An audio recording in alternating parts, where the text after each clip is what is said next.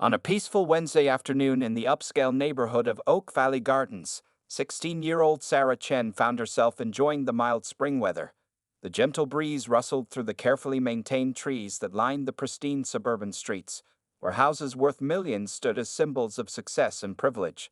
Sarah, dressed in her simple blue jeans, white sneakers, and her favorite purple Harvard University sweater, a gift from her parents, sat quietly on a wooden bench in the community park. The bench, positioned perfectly under a towering oak tree, had become Sarah's favorite spot to study since her family moved to the neighborhood 3 months ago.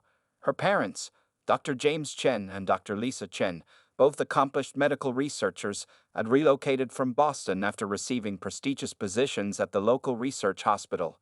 They chose this neighborhood specifically for its excellent schools and safe environment.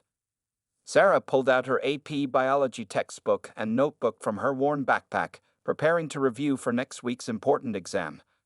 As class president and maintaining a perfect 4.0 GPA, she took her studies seriously. The park's peaceful atmosphere provided the perfect setting for concentration, away from her younger siblings' playful noise at home. Through the corner of her eye, Sarah noticed a middle-aged white woman standing at her window in the large colonial-style house across from the park.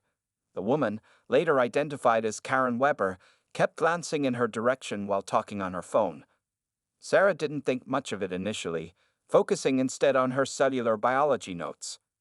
Karen Weber, a 45-year-old resident known in the neighborhood for her involvement in the Homeowners Association, had lived in Oak Valley Gardens for the past 15 years.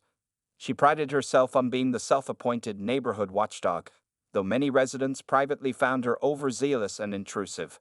Her husband, a successful corporate lawyer, was rarely home, leaving Karen with abundant free time to monitor neighborhood activities. The afternoon sun cast long shadows across the park as Sarah highlighted important passages in her textbook. A group of elementary school children played on the nearby swings, their laughter filling the air. Several dog walkers passed by, some offering friendly waves which Sarah returned with a polite smile.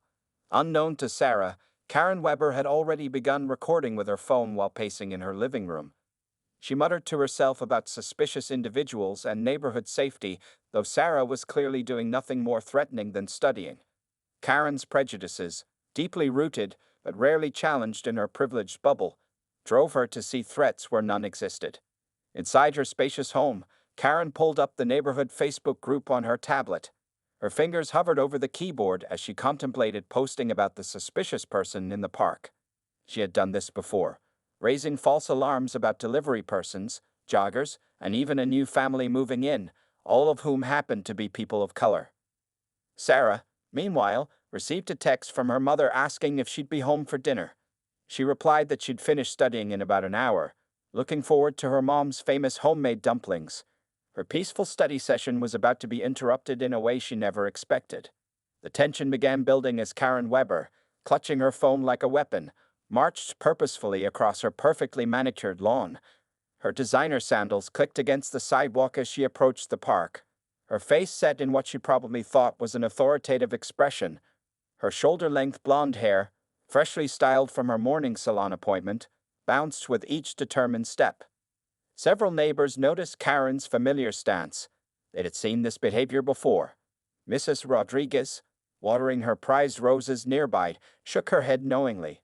The Peterson family, returning from their daily walk, slowed their pace as they observed Karen's approach toward the unsuspecting student. Sarah looked up briefly from her textbook, noticing Karen's approach but assuming she was heading to another part of the park. She highlighted another important passage about mitochondrial function, completely unaware that she was about to become the target of yet another racially motivated confrontation in a place she had every right to be. The events that would unfold in the next few minutes would not only change Sarah's life, but would serve as a wake-up call for the entire Oak Valley Gardens community, forcing them to confront the uncomfortable reality of racial bias that lurked beneath their neighborhood's picture-perfect surface. Karen Weber approached Sarah with an air of unwarranted authority, her iPhone already recording as she walked. She stopped about 6 feet away from the bench, positioning herself in what she believed was a commanding stance. Sarah, sensing someone nearby, looked up from her biology textbook to find Karen staring at her with suspicious eyes. "Excuse me, Karen said loudly, her voice carrying across the park. But what exactly do you think you're doing here? Her tone dripped with accusation, causing several nearby parents to turn their heads toward the developing scene. Sarah's heart began to race, though she maintained her composure, something her parents had unfortunately needed to teach her for situations exactly like this. I'm studying for my AP biology exam, ma'am, Sarah replied calmly, gesturing to her open textbook and notes. She had dealt with similar situations before, though never in what she had hoped would be her safe new neighborhood. The afternoon sun cast Karen's shadow across Sarah's notebooks, quite literally darkening her study space.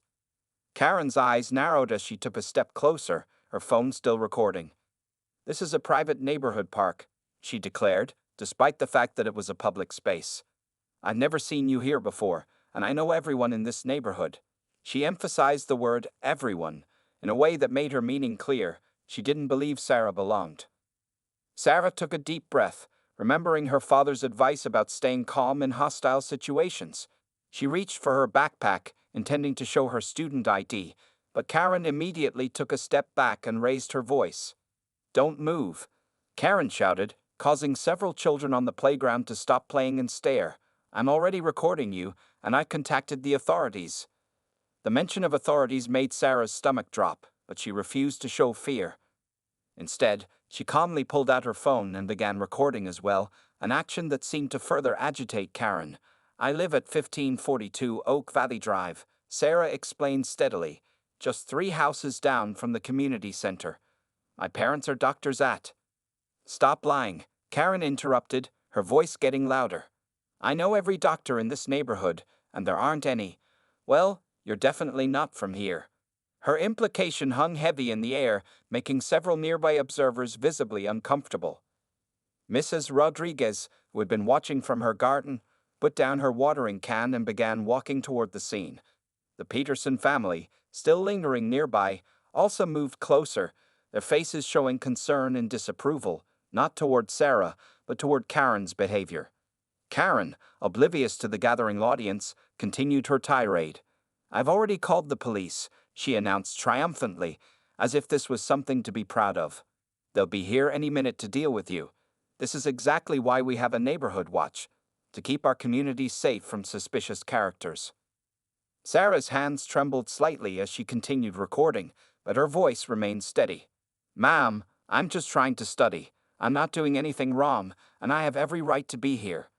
She began carefully packing her books, knowing that staying might escalate the situation further, despite having done nothing wrong. As Sarah organized her materials, Karen began circling the bench, narrating dramatically into her phone. As you can see, the suspicious individual is now packing up, probably realizing she's been caught. She claims to live here, but I've never seen her before, and I know all the legitimate residents. The word legitimate caused several onlookers to gasp audibly. Mrs. Rodriguez had now reached the edge of the park, her normally friendly face set in a stern expression. The Petersons' teenage son had pulled out his own phone and started recording the incident, understanding the importance of documenting what was unfolding. In the distance, the sound of police sirens could be heard approaching. Sarah's heart pounded harder, but she remembered her mother's words about standing her ground when in the right. She stayed seated, continuing to record as Karen paced around her, making increasingly dramatic statements into her phone about protecting the neighborhood. The next few minutes would prove crucial, as the arrival of law enforcement would either escalate or deflate the situation. The growing crowd of neighbors watched anxiously, many already reaching for their phones to contact Sarah's parents or record the incident themselves. The peaceful afternoon had transformed into a tense standoff, with Sarah's simple study session becoming yet another example of racial profiling in America's suburbs. The police sirens grew louder as 2 patrol cars pulled up to the park entrance, their blue and red lights reflecting off the surrounding houses' windows. Officer James Martinez, a 10-year veteran of the force, stepped out of the first vehicle, followed by his partner, Officer Rachel Thompson. They had received a call about a suspicious person, but something in the dispatcher's tone suggested they might be walking into another unnecessary confrontation. Karen's face lit up with satisfaction as she saw the police cars. She immediately rushed toward them, her designer sandals clicking against the pavement, phone still recording. Officers, thank goodness you're here. She's right over there, she called out, pointing dramatically at Sarah, who remained seated and continued recording calmly. Officer Martinez surveyed the scene quickly, noting several important details: a young girl with textbooks, multiple neighbors recording the incident, and an agitated woman approaching them with a phone. He had handled similar calls before and recognized the patterns. His partner, Officer Thompson, took out her notebook and began documenting the scene. "Ma'am, please slow down," Officer Martinez said firmly to Karen, who was now trying to show them her phone recording. "Let's start from the beginning. What exactly is the emergency here?" His tone was professional but carried a hint of skepticism that made Karen pause momentarily. As Karen launched into her elaborate explanation about suspicious behavior and neighborhood safety, Mrs. Rodriguez stepped forward. "Officers, I've been watching this entire incident," she declared, her voice clear and confident. "This young lady was simply studying when this woman began harassing her." The Petersons, who had been recording everything, also approached. Mr. Peterson, a well-known local business owner, spoke up.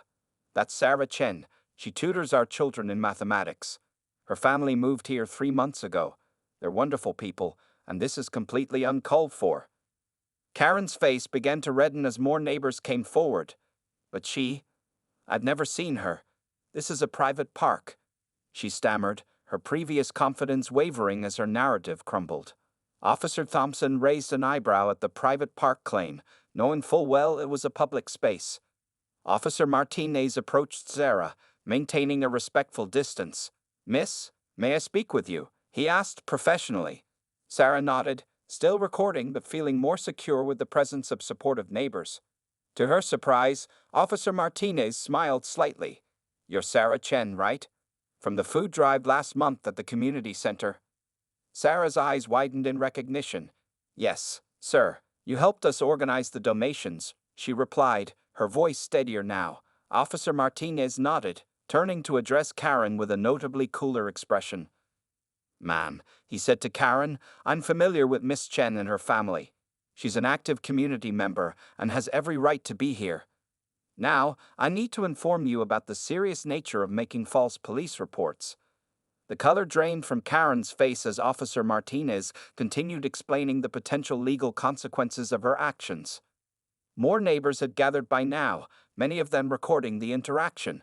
Mrs. Peterson was on her phone, speaking quietly but urgently. She had contacted Sarah's parents, who were already on their way. The children from the playground had moved closer, watching the scene unfold with curious eyes. Officer Thompson stepped forward with her notebook.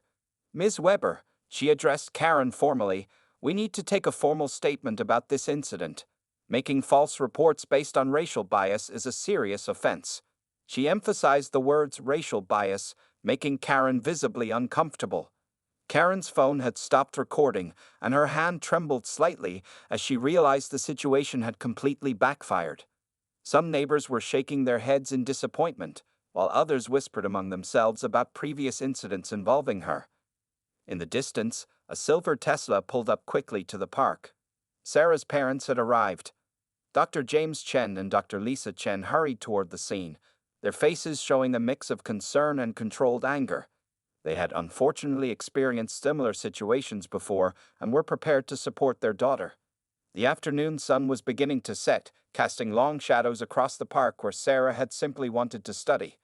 What Karen had intended as a show of power had instead become a moment of community solidarity, exposing her prejudices and uniting the neighborhood in unexpected ways. But the incident was far from over, and the next few minutes would bring consequences that Karen never anticipated when she first picked up her phone to record. Dr. James and Dr. Lisa Chen approached the scene with professional composure, their white hospital coats still on as they had rushed directly from their research facility. The sight of police cars and a crowd around their daughter had triggered familiar worries, but seeing Sarah's calm demeanor provided some relief. "Sarah, honey, are you all right?" Dr. Lisa Chen called out, moving quickly to her daughter's side. Dr. James Chen stood protectively near them, his eyes scanning the situation with the same analytical precision he used in his medical research. Karen Weber's expression shifted noticeably when she saw the Chens in their professional attire, complete with hospital ID badges and the prestigious research center's logos. Officer Martinez greeted the Chens respectfully, Dr. Chen, your daughter has handled this situation with remarkable maturity. We're just documenting the incident now." He turned to Karen, whose previous confidence had deflated considerably. "Ms. Weber, would you like to revise your statement about not knowing any doctors in the neighborhood?" Karen's face flushed deep red as she stammered. I didn't realize. That's not what I meant." Her phone hung limply at her side, no longer recording. The irony of her previous claims about knowing every doctor in the neighborhood hung heavily in the air. Dr. James Chen addressed Officer Martinez calmly but firmly. "We'd like to file a formal complaint about this incident." He turned to the growing crowd of neighbors. "Does anyone have video recordings of what happened? We'd appreciate copies for documentation." Multiple hands went up, including Mrs. Rodriguez and the Petersons. Their phones contained clear evidence of Karen's behavior and accusations. Officer Thompson was noting down contact information from willing witnesses, her notebook filling with names and numbers. Meanwhile, Sarah had begun showing her father the video she recorded. The footage clearly captured Karen's discriminatory comments and unfounded accusations. Dr. Lisa Chen watched the video over her husband's shoulder, her expression growing increasingly concerned with each passing moment. "Officers," Dr. Lisa Chen spoke up, her voice carrying the authority of someone used to leading hospital departments. "Our daughter was studying for her AP biology exam when she was harassed and had the police called on her for simply existing in her own neighborhood. We want to ensure this is properly addressed." Karen, sensing the situation spiraling far beyond her control, attempted to backtrack. "This was all just a misunderstanding," she said weakly. "I was just trying to keep the neighborhood safe." Her voice trailed off as several neighbors scoffed audibly. Officer Martinez cleared his throat. "Ms. Weber, making false police reports is a serious offense. Additionally, targeting individuals based on race can have legal consequences." He paused, letting the words sink in. "We'll need you to come to the station to complete a formal statement." Mrs. Peterson stepped forward, her phone displaying a social media app. "The incident is already being shared in our community forums," she reported. Several other residents have come forward with similar stories about Ms. Weber's behavior toward visitors and new residents of color. Karen's face paled as she realized the implications. Her phone buzzed continuously. Notifications were pouring in from the neighborhood Facebook group she so often used to monitor others. Now, she was the one being discussed. The children who had been playing in the park earlier had gathered near their parents, watching the scene unfold. One small girl tugged at her mother's sleeve and asked loudly, "Mom, why did that lady call the police on Sarah? She helps me with my math homework." The innocent question seemed to hit Karen harder than any official warning. She looked around at the faces of her neighbors, faces showing disappointment, anger, and in some cases, vindication. Some of these same neighbors had been silent during her previous concerns about other residents, but this time was different. Officer Thompson approached Karen. "Ms. Weber, please follow me to the patrol car. We need to complete some paperwork." Her tone was professional but left no room for argument. Karen's shoulders slumped as she realized this wasn't going to end with a simple apology. As Karen was escorted to the police car, Dr. James Chen was already on his phone, speaking quietly but intensely with someone. The words, "civil rights attorney," and "pattern of behavior" were clearly audible to those nearby. The consequences of Karen's actions were about to extend far beyond this afternoon in the park, and the next developments would shake her comfortable world in ways she never expected. As the evening news vans began arriving at Oak Valley Gardens, the story was already spreading across social media like wildfire. Local news reporter Maria Santos stood near the park entrance, her cameraman capturing footage of the scene where multiple neighbors were still giving statements to the police. "We're live at Oak Valley Gardens," Maria began her report, "where what appears to be another instance of racial profiling has taken a dramatic turn. A local woman, identified as Karen Weber, allegedly called police on a 16-year-old honor student who was simply studying in the park. But this story has an unexpected twist. Inside her patrol car, Officer Thompson was reviewing Karen's previous incidents reported in the police database. "Officer Martinez," she called to her partner, "there are 3 similar complaints filed against Ms. Weber in the past 6 months alone." She turned to Karen, who sat uncomfortably in the back seat. "Would you like to explain these previous incidents?" Meanwhile, Sarah's video had gone viral on social media. The hashtag studying while black was trending locally, and a clip of Karen demanding to see Sarah's proof of residence had already garnered over 50,000 views in just under an hour. The comments section was flooded with similar stories from other communities. Dr. James Chen stood with Mr. Peterson, reviewing the neighborhood security camera footage that captured the entire incident from multiple angles. The community's security system, ironically implemented largely due to Karen's persistent demands at HOA meetings, had provided perfect documentation of her behavior. "The cameras show everything clearly," Mr. Peterson explained, pointing to his tablet. From Sarah sitting quietly studying to Mrs. Weber's aggressive approach. "It's all here, timestamp and all." Dr. Chen nodded grimly, forwarding the footage to his attorney. Inside the Petersons' house, where Sarah had been invited to continue her studying, Mrs. Peterson was on the phone with the president of the Oak Valley Gardens Homeowners Association. "Yes, Robert, the videos are clear." "No, this isn't the first time." "Yes, we need an emergency meeting." That HOA president, Robert Martinez, no relation to Officer Martinez, was already drafting an emergency notice to all residents. The incident had forced the community to confront its history of passive responses to similar situations. The HOA board would need to address discrimination and harassment policies immediately. Back at the park, Mrs. Rodriguez had organized an impromptu community gathering. Neighbors brought out chairs, drinks, and snacks, transforming the scene from one of confrontation to one of unity. "This is what our community really stands for," she declared, as people from various backgrounds shared their own experiences with discrimination. Officer Thompson emerged from her patrol car with more disturbing information. "We found social media posts," she announced to Officer Martinez, dozens of them, where Ms. Weber has targeted other residents and visitors to the neighborhood. The posts, spanning several years, showed a clear pattern of racial profiling disguised as neighborhood watch activities. Karen's phone continued buzzing incessantly. Her employer, a prominent tech company known for its diversity initiatives, had already been tagged in numerous social media posts about the incident. The company's HR department had sent her an urgent email requesting an immediate meeting first thing tomorrow morning. Local civil rights activist Marcus Johnson arrived at the scene, having been contacted by several community members. "This incident represents a larger issue," he explained to the news cameras. "But what's encouraging is the community's response. Look around. People are coming together, speaking up, refusing to let this behavior continue." Dr. Lisa Chen watched as more neighbors arrived at the impromptu gathering, many bringing their children who had questions about what they'd witnessed. She observed how parents were using this moment to have difficult but necessary conversations about racism and standing up against injustice. Inside their patrol car, Officers Martinez and Thompson were finalizing their report. "The evidence is overwhelming," Officer Martinez noted, reviewing the footage from multiple sources. Between the social media posts, security cameras, witness statements, and her own recorded words, Ms. Weber has created quite a legal situation for herself.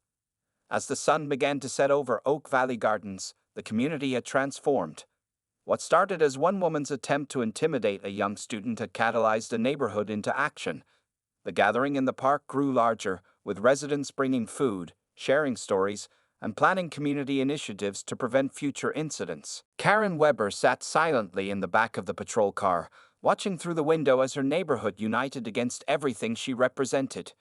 The consequences of her actions were still unfolding, and tomorrow would bring even more developments that would permanently change both her life and the community she thought she was protecting. By the next morning, the incident had exploded across national media platforms.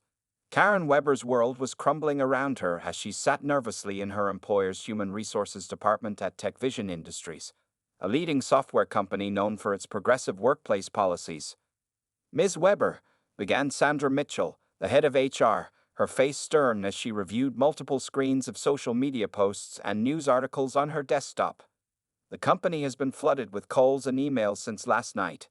Your actions have not only gone viral but have also directly violated our company's core values and anti-discrimination policies." Karen shifted uncomfortably in her chair, her designer outfit doing little to mask her distress. Her phone had been buzzing nonstop since 6 a.m. with notifications from news outlets requesting comments and former colleagues expressing their disappointment. The local morning news had featured the story prominently, complete with clips from multiple videos of the incident. In light of the overwhelming evidence and the severe nature of your actions, Sandra continued, TechVision Industries has no choice but to terminate your employment, effective immediately. She slid a document across the desk. This includes the forfeiture of your upcoming stock options and benefits. Meanwhile, at Oak Valley Gardens, a different scene was unfolding. The neighborhood had organized an emergency community meeting in the same park where the incident occurred. Robert Martinez, the AOA president, stood before nearly 200 residents who had gathered despite it being a workday. Yesterday's incident has shown us that we need immediate and decisive action, Robert announced, his voice carrying across the attentive crowd. The board has voted unanimously to implement new anti-discrimination policies and mandatory diversity training for all Neighborhood Watch participants. Sarah Chen, who had initially been hesitant to attend the meeting, sat surrounded by supportive neighbors. The Peterson kids had made signs reading, "Students deserve to study in peace, and hate has no home here." Mrs. Rodriguez had organized a study group schedule, offering her garden as a safe space for students to gather and learn. Back at TechVision Industries, Karen emerged from the HR department, her access badge confiscated and her personal items in a small box. As she walked through the parking lot, she noticed several colleagues watching from windows, some shaking their heads in disappointment. Her carefully cultivated professional reputation had evaporated overnight. Her phone buzzed again, this time with a notification from her attorney. The Chens had filed a civil lawsuit, citing a pattern of discriminatory behavior and emotional distress. The security camera footage and multiple witness videos had provided irrefutable evidence of her actions. Local businesses began distancing themselves from Karen. The country club where she held a premium membership sent a letter reviewing their anti-discrimination policies. The charity organization where she served on the board requested her immediate resignation. Her social circles, once vast and influential, were rapidly shrinking. At the high school, Sarah's AP biology teacher, Mr. Williams, used the incident as a teaching moment. In science, we observe and gather evidence before making conclusions, he told his class. Prejudice is the opposite of scientific thinking. It's making conclusions without evidence. The local police department held a press conference addressing the incident. Chief Patricia Morgan stood at the podium, cameras flashing. We are implementing additional training for our dispatch team to better identify and respond to potentially discriminatory calls, she announced. Yesterday's incident demonstrates why this is crucial. Karen's husband, who had been away on business, returned home early after seeing the news. Through their living room window, they could see news vans still parked along their street. Their perfectly manicured lawn now featured a sold sign stuck in the grass. This property is listed for sale. In the afternoon, Sarah received an unexpected email from the Dean of Admissions at Harvard University. The video had reached their offices, and they were impressed by her composure and dignity during the incident. They expressed interest in her application for the upcoming academic year. The community continued to rally around the Chen family. A local tech education center offered Sarah a paid internship position, impressed by her maturity in handling the situation. Several neighbors organized a study support group for local students, ensuring that everyone had safe spaces to learn and grow. As evening approached, Karen sat alone in her home office, watching her social media accounts being deactivated one by various platforms for violation of community guidelines. The consequences of her actions were still unfolding, and tomorrow would bring even more changes to her once privileged life. 1 week after the incident, Oak Valley Gardens had transformed dramatically. The park where everything began now featured a new Community Unity study area, complete with weather-protected tables, free Wi-Fi, and solar-powered charging stations, all funded by anonymous donations from neighborhood residents. Karen Weber's life had continued its downward spiral. Her husband, embarrassed by the national attention and facing pressure from his law firm partners, had moved out temporarily, citing the need for space to process everything. The moving trucks in front of their house attracted curious onlookers as Karen prepared to sell their home well below market value, desperate for a quick escape from the neighborhood. The civil lawsuit filed by the Chen family had gained significant attention. Major civil rights organizations offered their support, citing the case as a perfect example of modern-day discrimination.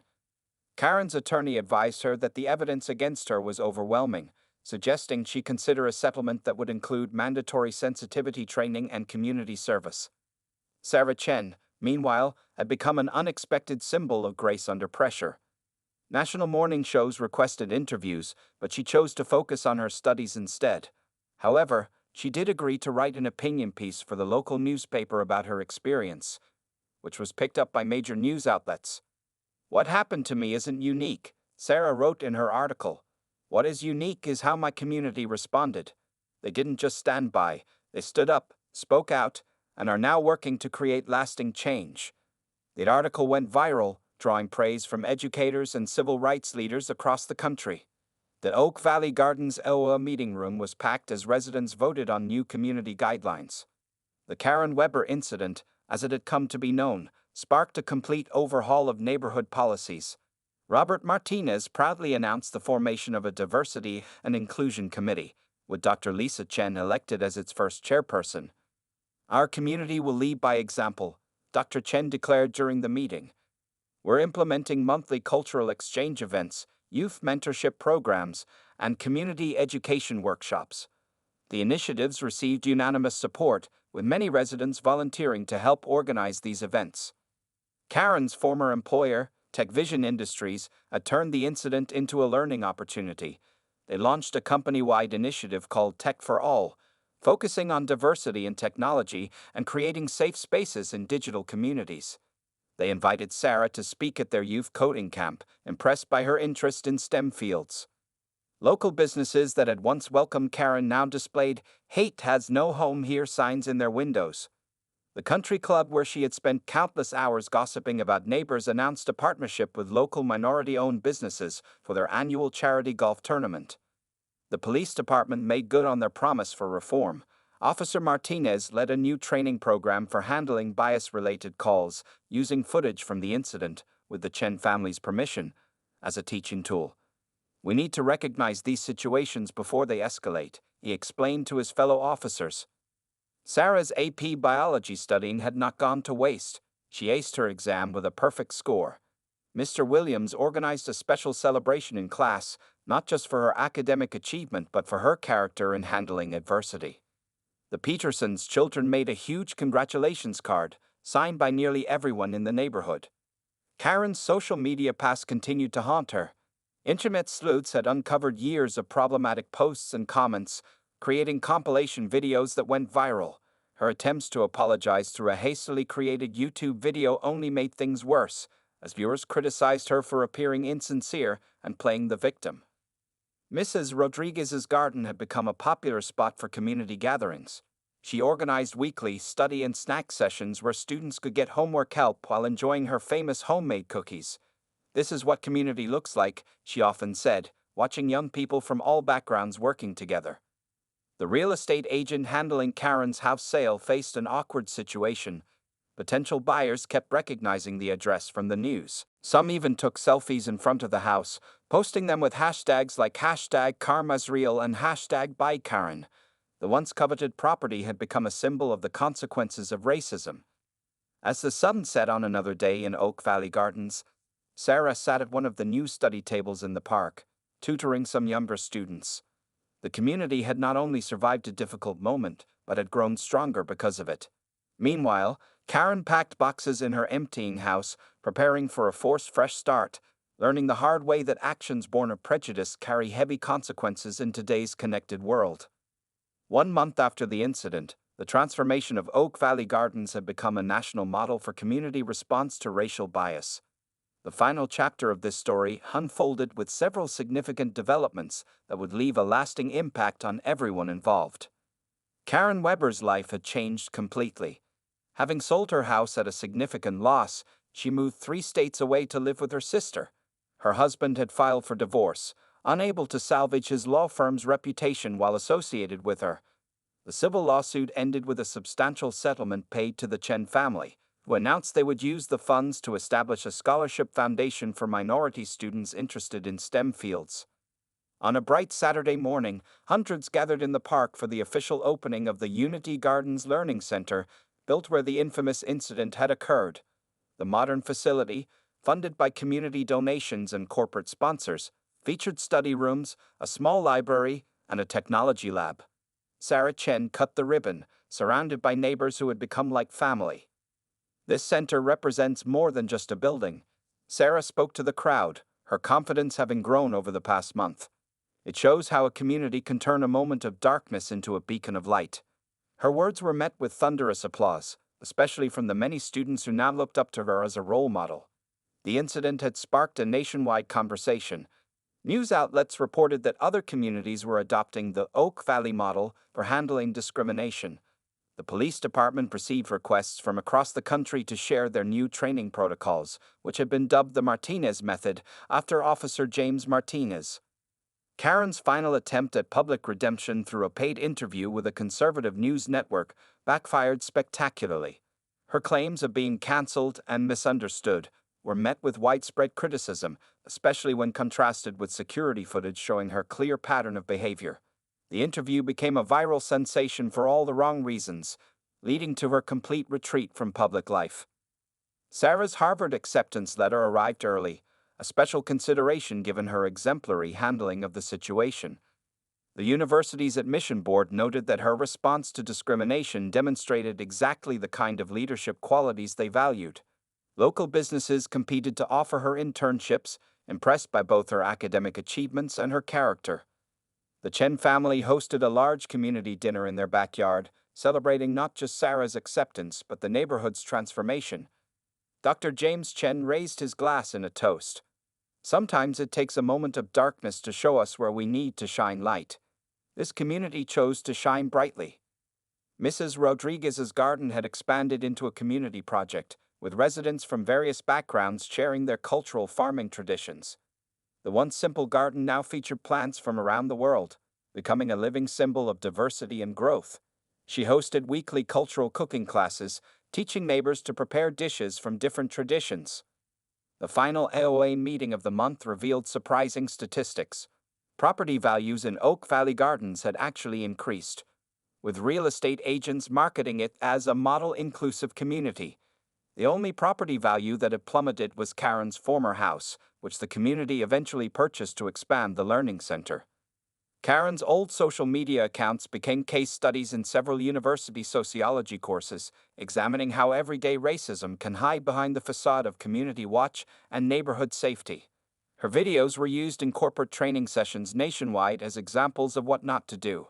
Officer Martinez received a promotion to lead the department's new Community Relations Division. What happened here shows us that when communities stand together against discrimination, real change is possible, he stated at his promotion ceremony, where Sarah and her family were honored guests. The story's final twist came when Karen's former employer, TechVision Industries, hired Sarah as their youngest ever Summer Innovation Fellow. They planned to work with her on developing an app that would help communities organize against discrimination and build inclusive neighborhoods. As autumn approached, bringing cooler breezes to Oak Valley Gardens, the community gathered once again in the park. They were celebrating not just the end of summer, but the journey they had taken together. Children of all backgrounds played together on the playground, students studied at the new outdoor tables, and neighbors chatted over Mrs. Rodriguez's famous cookies. Sarah sat at her favorite bench, now marked with a small plaque reading "Where Change Began," helping a group of younger students with their homework. The incident that could have divided the community had instead united it, creating something stronger and more beautiful than before. As the sun set on this chapter of their lives, Oak Valley Gardens stood as a testament to how communities can transform moments of prejudice into lasting positive change.